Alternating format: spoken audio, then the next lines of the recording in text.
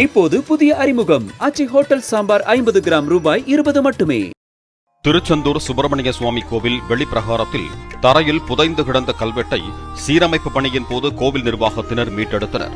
சுமார் 1100 ஆண்டுகளுக்கு முன்பு முருகனை வேண்டி வரகுண பாண்டியன் என்ற மன்னன் குழந்தை பேறு பெற்ற தகவல் இடம்பெற்றுள்ளதாக தெரிவிக்கப்பட்டது.